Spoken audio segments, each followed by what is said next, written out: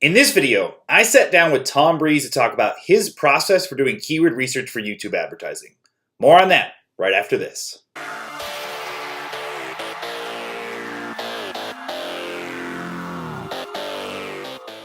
So Tom Breeze dropped some absolutely amazing value bombs in this video, but it got a little bit longer than I expected. So I want to make sure you can navigate to the right spot.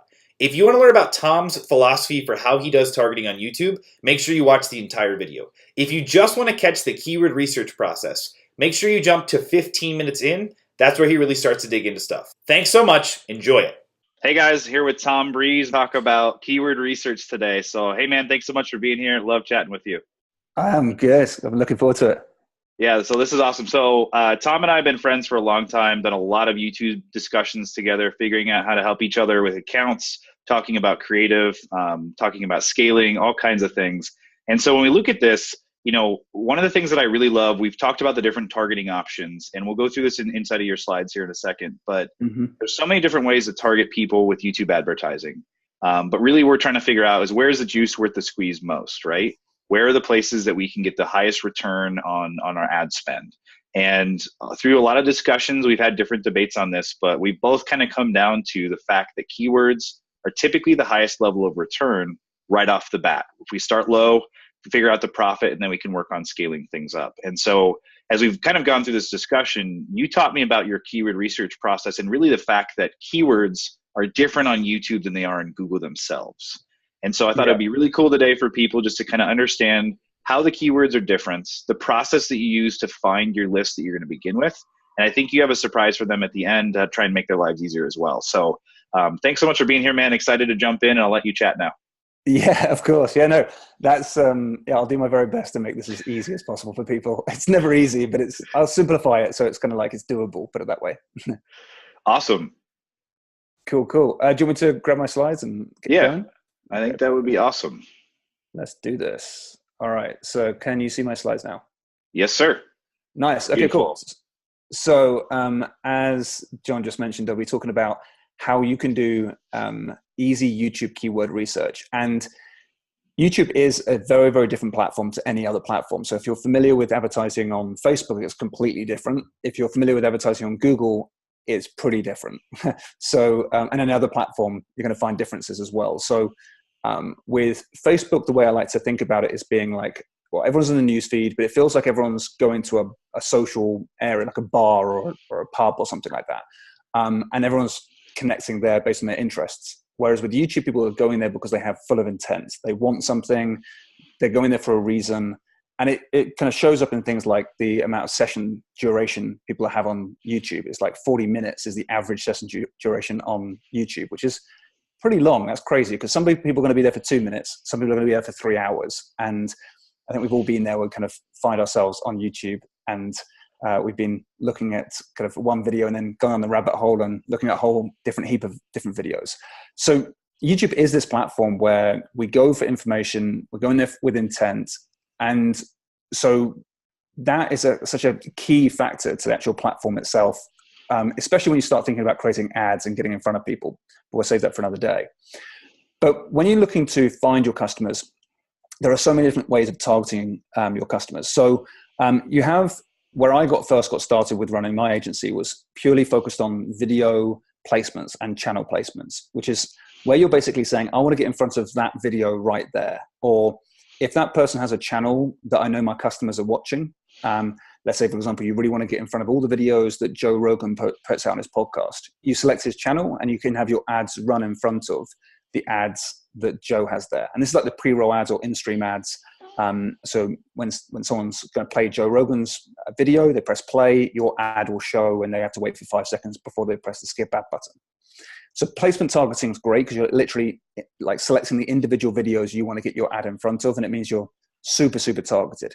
Difficult to scale those ones, but it's great if you want to kind of get the best ROAS that you can. Where we like to really focus is on keyword targeting when we first get started. It has to be done in a very specific way because people use YouTube in a very different way to Google. So we talked about Facebook's difference to YouTube. When it comes to Google, the difference being on Google is that people tend to go to the search engine type in a keyword, go to a website, come back to the search engine, refine their search, go back to a website, maybe stick around for a little bit, go back to Google again.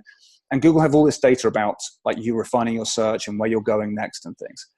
With YouTube, we don't have the same sort of data available to us. That's partly because people are going to YouTube. They might type in a keyword.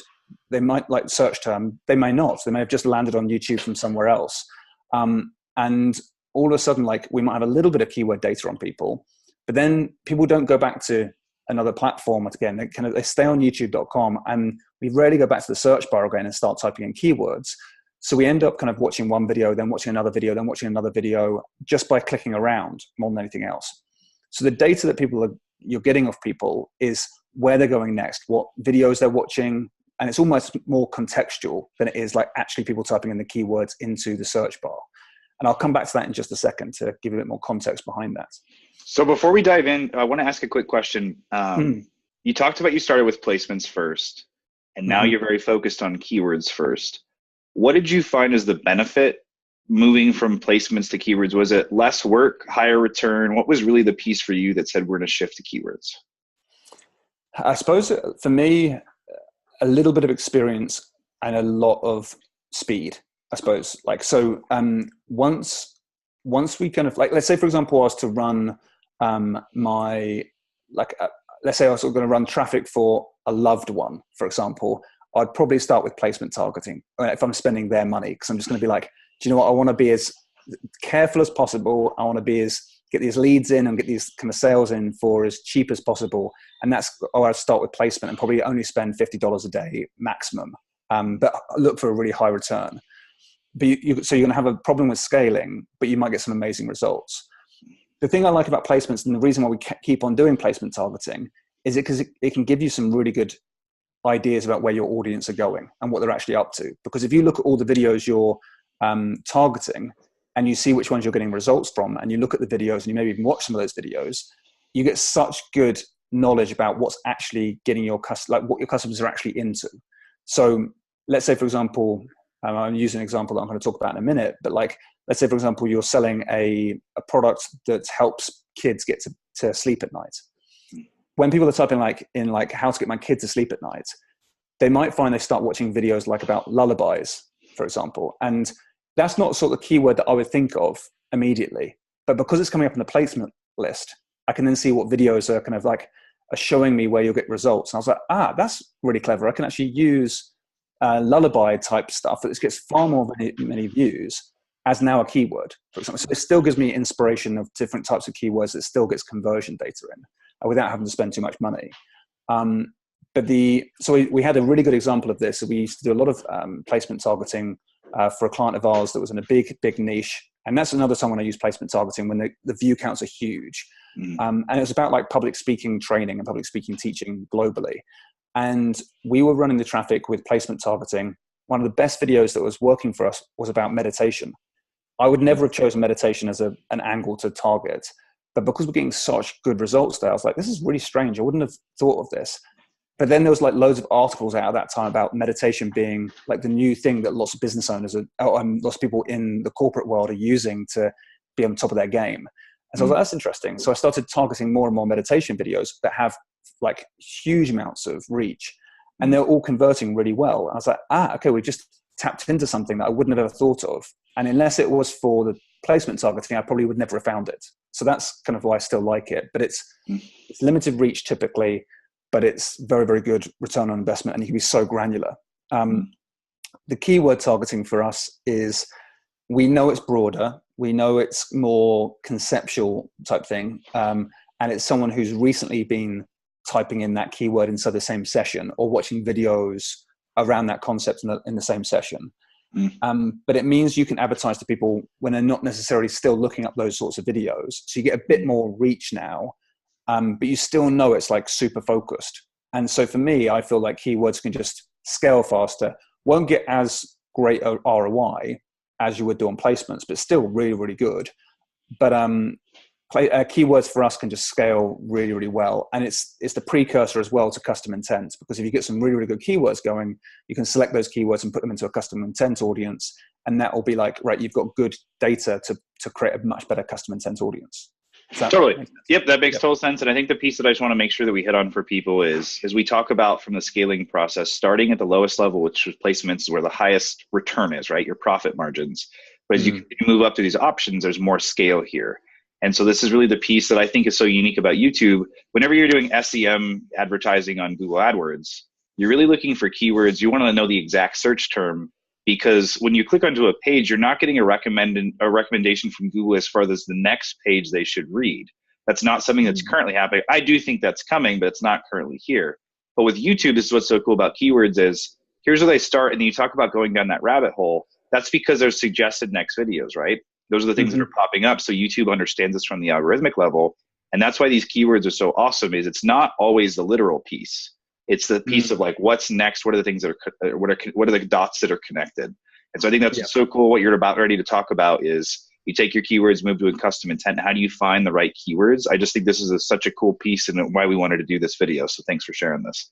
Oh, of course. Yeah. Like the other really interesting thing for us as well is that exactly what you talk about there, the like suggested videos, the ones to watch next that we go down the rabbit hole in. What we'll also do is that when we're running our campaigns on keyword targeting, we'll look at where we were getting results, like so, via the placements. So where our ads actually showed, what placements we landed on. Now with keyword targeting, you are going to get quite a mixture of different videos out there. But what you can sometimes find is you start picking up these other placements that drive really good results, but are like those are like the suggested videos that keep on coming up. That you can still run your ads in front of that you probably wouldn't have thought about again. So you can grab all these suggested videos that have got maybe like 3 conversions and more, and then start using those as placements to target in your placement campaigns. So you can kind of siphon off the best ones that are showing that like it's not just a fluke they've got a conversion from that video. You're now getting more and more data come through that's proving to you that like, okay, this is actually, people seem to be converting from this video as well. It's not so related, but it's still getting good results. And so you can put that into your video placement campaigns. Totally. The old peel and stick method for any AdWords people. So love it. Okay. Precisely. Cool. Yeah. Cool. So it's peel and stick onto custom intent as well, right? So you're kind of like, you're building your custom intent audiences based on the videos or based on the keywords, sorry, that you're seeing are working really well for you. And I start to use that along with the placement targeting ideas that I might be getting to give me more insight into that custom intent audience. And I'll mix it with some Google keyword tool information as well. So I can be like, great, I'm getting the best from Google, I'm getting the best from YouTube now, and it's all being guided from the data I'm already getting. So at no point am I wasting money. Well, I'm testing, but it's no, like going from top down, not that you're wasting money, but it's almost like you're being a lot more aggressive at the start. And I like to be like super stingy at the start, if that makes sense. I just want to make sure I get numbers in, I get proof of concept and move on to the next layer. So that's how I tend to run things. But I know that there's different strategies for everything. At this point, once I get this data, I normally go cold first. And this is normally because I'm working with clients where I just want to prove out that we can get results without having to rely on remarketing just yet. So once I've built this out and found these audiences and start to scale, then I'll start putting remarketing in to do video remarketing and website remarketing, which is a bit more obvious, that one. Move into topic targeting at this point, but I'm starting to get my conversion numbers up. So at this point, I'm using a lot more of the machine learning to help me out with topic targeting, and then move into the bigger audience of in-market audiences, which is like the recent like 7 to 14 day window of someone's decided to look up something they don't normally look up. So we know they're in the market for a particular product or service, and so we can run ads to that audience. You've got similar audiences. Normally, I start from scratch with any campaign that I'll be running, so it takes me a little bit of a while to start building out similar audiences of like email lists, for example. But then once I kind of like start using and testing similar audiences, I'll move into affinity and custom affinity audiences. So that's normally my growth, like with a campaign and build out, along with kind of different types of creative, different kind of split downs on demographic data and things like that. But that's like the way we go. But I want to focus on keywords, as I said in this presentation, just to kind of show people how to select the right keywords, because again, YouTube is a very different platform to any other, so you need to think differently as well. Which, a little teaser, we're doing another video with Tom talking about how to build YouTube ads that the algorithm loves. So I'll put a card inside of this video. Make sure you check that out as well. Cool. So when I first started my agency, I started out with placement targeting. I kind of fell into running an agency more than anything else because I was running an SEO company, results started dying, and I went to YouTube ads and it saved my life. So I owe YouTube a lot for that. But placement targeting is where I got started. And basically, it's, as I said earlier, it's like you're taking the different URLs of all these different videos and you're plugging them into your placement targeting section within your campaigns. And it's as easy as that. You're just grabbing those URLs and putting them in. And you're finding as many relevant ones as possible. And I used to do that one by one. And that was very copy and paste, go for it, like keep on going. And I used to do that all day, every day.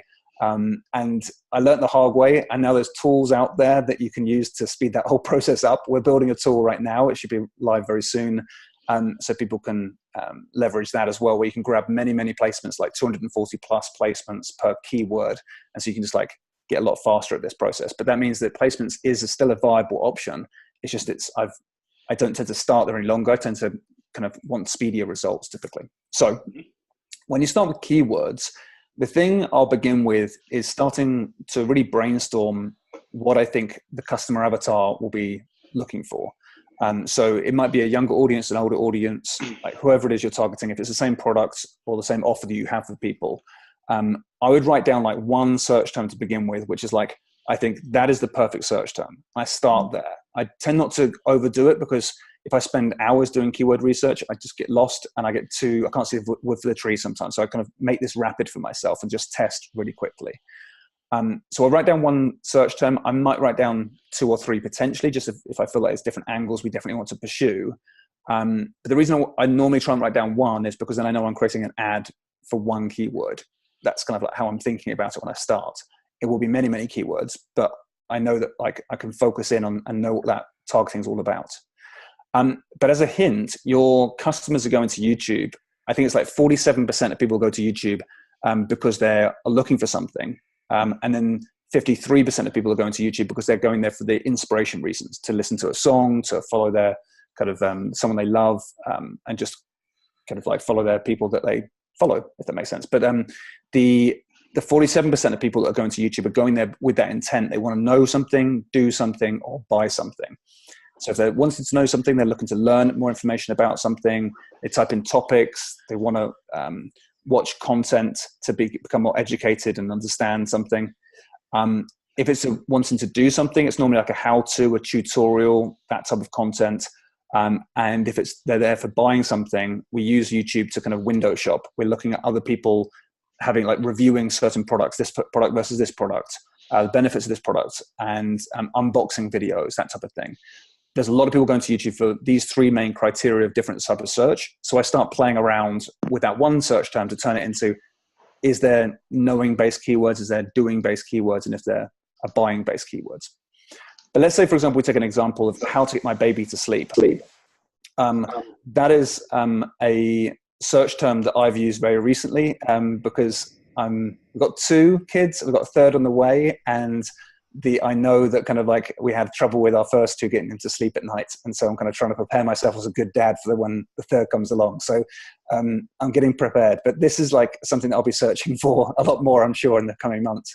But if you type that term into YouTube, and let's say, for example, you type in how to get my baby to sleep, you're going to see these videos that appear. And what we tend to do to begin with is we just want to check that there is going to be enough traffic here. And my like starting place that I want to make sure if it's a viable place for me to be advertising is to aim for a search term where the video results have more than 10,000 views per video. So in this instance, we've got 1 million views, 268,000 views, and 19 million views. There's a lot of audience here. So that's great. I know that there's a lot of people looking up these types of videos, and we can like, cool, I feel like there's a big audience here. That's fine. If it's less than that, I would keep on doing more keyword research and trying to find a bigger audience, typically. So just to point out here for people, when we're looking at this, you talked about to learn, to buy, etc. We talk about people come to YouTube to be educated or to be entertained. Those are the 2 things that really make sense for us.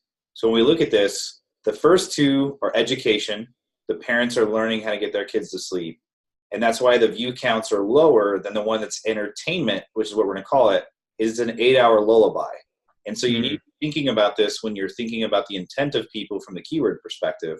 while the lullaby has a lot more views, it's also something that they're putting on so their kid can go to sleep.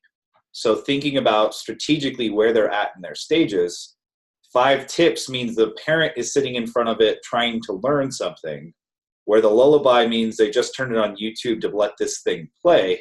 You still have an opportunity to sell at both stages, but you've got people in different stages of the life cycle. So it's just a very important thing to think about as you work through this. That's so true. And when I see like a video there that is like that, it's got 19 million views, I instantly think of placement targeting, because I feel like I can get so many views on that every single day. And there's going to be loads of other videos just like that. There's going to be like, if you start typing in like lullabies for babies to go to sleep or something, there's going to be like 200 videos with millions and millions of views each. So I'd almost like think, right, now I've got a different type of campaign that I want to build, which is like purely like a new video creative, purely for people that are watching lullabies or putting it on for their kids. Because then I'm thinking, right, what am I going to say to those people to grab their attention and say, before you put this lullaby on, let me show you something so you don't have to do this all the time.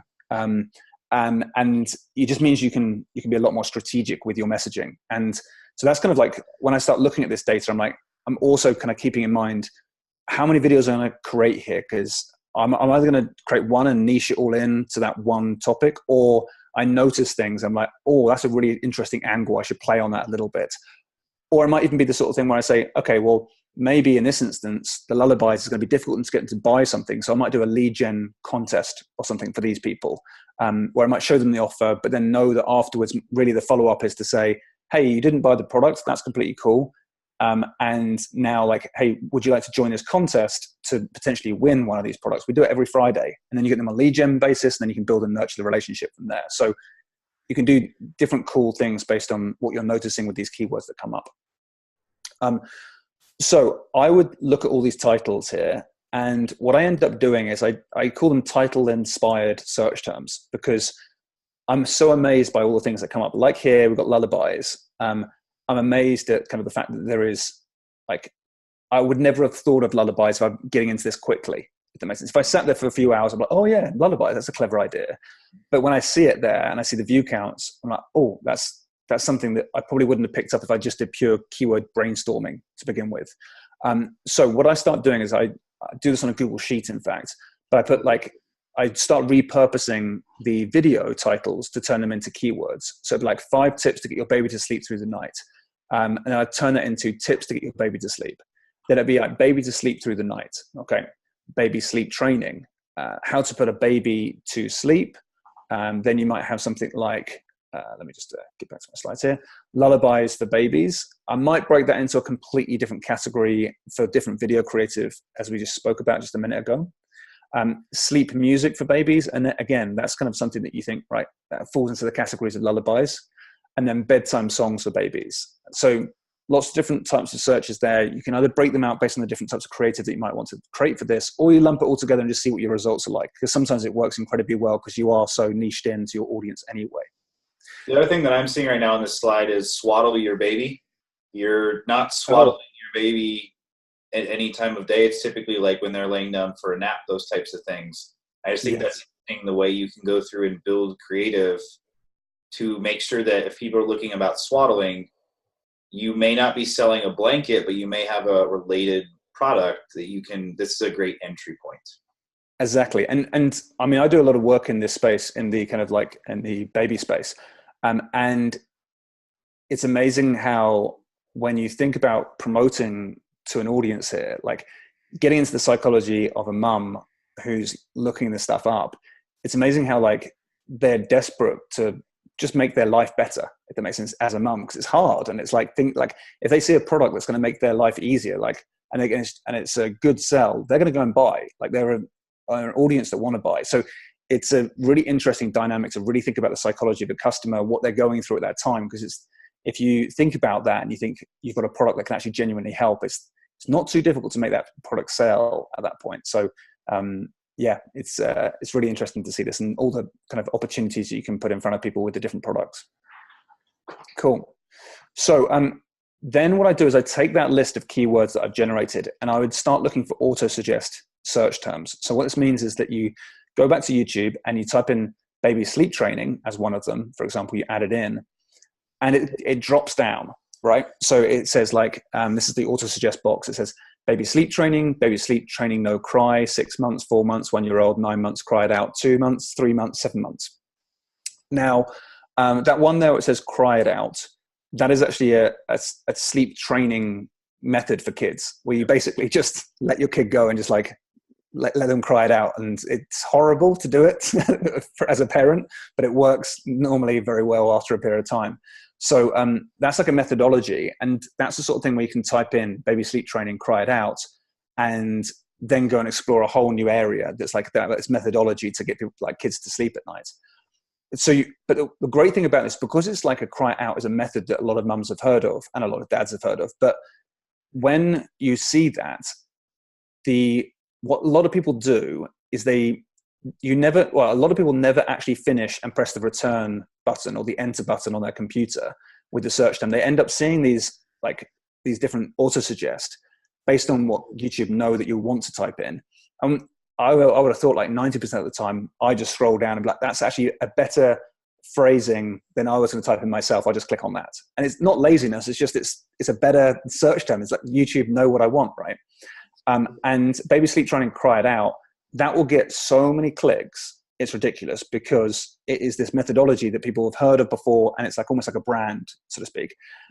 So when you see that, whilst it's the sixth one down and it's a really long tail keyword, you think, baby sleep training, cried out, it actually gets so many clicks because, and so many people typing that in. So you can have these really long tailed keywords that get huge amounts of views on YouTube and ridiculously good results because it's so refined, but people know exactly what they're looking for. And so you can kind of have these really long tail keywords and you'll still get kind of large view counts as well. So it's really interesting to not just think, oh, okay, well, I've got 6 months, 4 months, that's fine. I've got the ones I need to here. Grab them all, because they all behave and all perform completely differently. It's amazing. I used to try and work out why, like one keyword works so differently to the other, and it might just be like one letter, like a plural versus a non-plural. And now I'm just like, do you know what? It's partly algorithm, partly human psychology perhaps, but I don't really care. I'm just gonna put both in there and see which one wins and just let it run. And so I grab all of these auto suggest per keyword, which means that I'll grab all of these and I'll then, so with my one search term idea, I'll take my 10 title inspired search terms, put those all in and get another 10 auto suggested keywords. So it's still very specific and very niched in.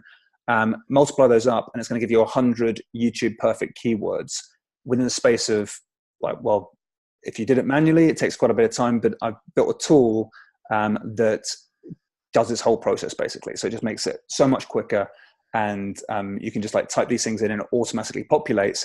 Not only that, it'll grab all the placements as well for those 100 different YouTube's perfect keywords as well. So you start off with like a big list of very, very relevant placements that you can target as well.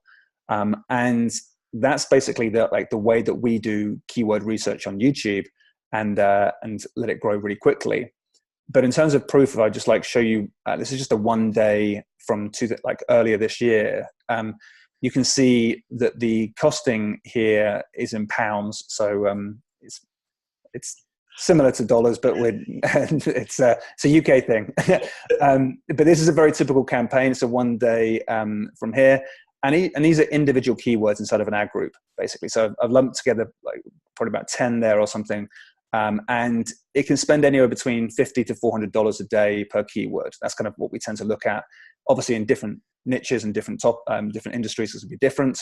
But once you've got those keywords in, then you can start to refine them, see which ones are working really well, and then you can build those custom intent audiences off the back of that as well. So it gives you that opportunity. But this is where we like to get started. Can do placements because it's good for research. The keywords are probably going to do 80% of the heavy lifting in the starting campaign for us, and the way that we build things, to get to the point where we do deliver 1,000 conversions. And once you've delivered 1,000 conversions, that Pixels now knows a little bit more about your audience, and we start to use a little bit more machine learning to help us grow into custom intent and into topics as well as we grow. So we're starting to let the Pixel get matured up with different types of targeting as well as we grow. But so a couple quick questions for you. Yeah, go for it. Yeah. I want to get into this. I want to make sure people know that the tool. question number one is, when you're building your campaigns, are all those keywords, are you separating individual keywords into individual ad groups? So you're running them all in one ad group? What does that look like? Yeah, so when we build out on the, you can see it there a little bit, but let me just go back to this level. Slides are dying on me here, 1 second. But so basically what we're doing is we're saying per concept. Oh, wow, I've really gone way too far back here. Let me just grab this. But basically what we're doing is we're saying for all the auto-suggest keywords would go inside of one ad group, but then we'd have per concept or per main seed keyword, so to speak, would have 10, if we got 10 title generated keywords, we'd let those titles be a new ad group, basically. That's how we start out. Once we see all the winners, we might lump all those winners together and put those into their own separate campaign at that point. Because if we find the winners and we put them all into one ad group inside of a winning campaign and exclude them from the other campaigns, two things happen. One, you can get ridiculously good results on that new campaign, and it starts to get really good momentum, and you can start to use the AI potentially. But also, you tend to find sometimes with keyword targeting, if there's one keyword that dominates with the amount of spend it can kind of go for, it hinders all the other keywords. The other keywords don't get the light of day to actually get any spend going behind them. So by the time you've removed it, other keywords can come up as well and bubble up and be like, that's another good keyword. We can take that across as well. So we can sometimes then allocate its own individual spend to that keyword as well. But it's kind of, that's a case-by-case basis based on the data you're having coming through. Totally. So just to give a counterpoint, what we do is we put inside of an ad group, inside of a campaign, we'll separate a keyword into its own ad group. And then we'll use automation to, as you said, if we have a good keyword that's taking up the budget and we're getting good results, we'll separate that out into its own campaign or ad group. So that way it will be its own campaign at that time because it'll get its own budget. But if you also have a keyword that's being a hog with budget that's not performing well, we have our automation rules in place that will shut off ad groups that are not performing at the level that we want them to. So the last question with that before we get into the tool is, are you starting your keyword campaigns on standard cost per view bidding, and then you're moving over to target CPA? That's essentially how you're going through it, building them. Exactly, yeah. So we start with, as you quite rightly say there, cost per view campaigns to begin with, because we want to, that's why we lump them all together, like as in 10 per ad group, because inside the ad group level, you can still decide how much cost per view per keyword you decide. You can't do that with it, like other types of targeting sometimes. So with keywords, you can go in and just like choose the cost per view you like. So you can play around with it. One might be at 4 cents maximum cost per view. One might be at 20 cents maximum cost per view. It depends on how well those keywords are performing. What you just said there is exactly what we do. If like there's one that's hogging budget and it's not performing that well, we sometimes play around with the cost per view. But often what we'll do is we'll actually segment that out to its own campaign and then start working a little bit more closely with the demographic targeting and seeing if we can get that to work with different demos and different devices, for example, different age groups or genders. And we'll start excluding lots of the locations where it's not working very well. But it has the potential to really grow. That's the thing, is that we don't want to let it go just because it's not performing by it like nakedly. We want to kind of like give it the attention it might need. That's kind of like I was going with that. I was going to think of something else there for a second. I've lost my train of thought, but you carry on, and I'm sure it'll come to me in a second. No, it's great. It's just nice to know how people run campaigns differently. What I think is really cool is you and I have different approaches to the way that we start campaigns and shape them, but we both end up with really good results. And so I just think it's cool to learn how different people do things. Once again, we're not the only people in the world who run YouTube ads. There's other people that do it differently who've been very successful. So thank you again for sharing all of this. I know you've put together this tool. I want to make sure that we talk about it. TomBreeze.com. So if we can go down to your last slide just to make sure there's no funny spelling here. It's TomBreeze.com. You've got a tool that's really going to help people make their lives easier when it comes to executing these things. I think this is just an amazing thing, a resource that you're making available for people. You've got a great process working through this. Thank you so much for sharing this with our audience. I just think it's awesome to walk through the mentality as well as the execution. So thank you for spending the time. Of course, buddy. Yeah. And the one thing I was going to remember there was like, I'm sure you've seen this before, when you go manual to begin with on cost per view, the thing that I are paying attention these days is almost like wishing there was a minimum cost per view. Like sometimes when you reduce your cost per view down so much on a keyword campaign, especially, you can find you end up not actually getting very good results when it's like 1 cent a view or 2 cents a view. We wish it could be like, right, we don't want to spend less than 2 cents, but we don't want to spend more than 10 cents or something like that. Because sometimes I just like lower that CPV, and then the results don't come, like the results go crazy and not in a good way. So that's something that we pay attention to as well. Like we try and up that CPV as much as we can. And then when we start moving into machine learning, we let the AI take over a little bit from that perspective. But yeah, in terms of building out, like tombreeze.com is where the tool can be found. It kind of like, it automates everything we've been talking about here, and just makes the whole journey into YouTube ads a lot easier to rapidly get into it without having to do huge amounts of work.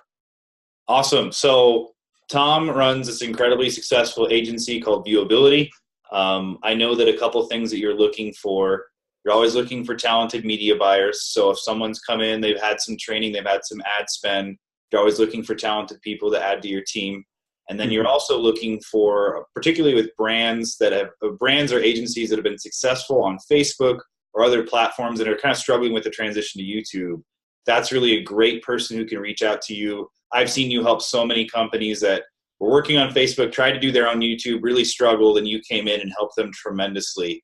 Are those really the people that you're looking for that you can help through Viewability? Yeah, exactly. So with Viewability, we're always looking for like people with like huge amounts of skills. And it doesn't have to be YouTube skills, because it can be other platforms and just have an appreciation of like how to advertise online, because YouTube's always that slightly different beast, and it needs a slightly different mindset. But that's what we're kind of looking for. If people have the knowledge, we can always train them up to get really, really good at YouTube ads. And we're always looking to build and scale our teams as well. But yeah, also like people who are trying YouTube and failing and need help, we can either help in a way of like just becoming their agency potentially, or we can help with consultancy. We just want to make sure that people get into YouTube and get great results, because it's such a cool platform to be on.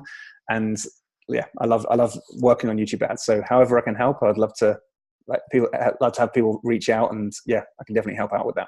Awesome. So what's the best way they can contact you? The best way is to go through the agency site. So that's viewability.co.uk. The tool and some of the trainings that we're putting together is on tombreeze.com. Awesome. Well, thanks so much, Tom. I really appreciate all the time today. This is super helpful, breaking down the keyword research process. If you're not doing keyword targeting on YouTube yet, if you've been trying to do it more often, the way I see people doing it is with SEM. They're trying to use SEM rush keywords, which are valuable, but YouTube is different. So thank you for breaking down how the algorithm works, really the ways that you go through and find success. This is amazing stuff, and we appreciate you sharing. Of course, buddy. Always. Awesome, man. Well, I hope you have a great day, and we'll catch you up soon. That's all, man. See you soon. Awesome. If you found this tutorial helpful, make sure you click on the subscribe button on the screen right now. Also, if you'd like to join the daily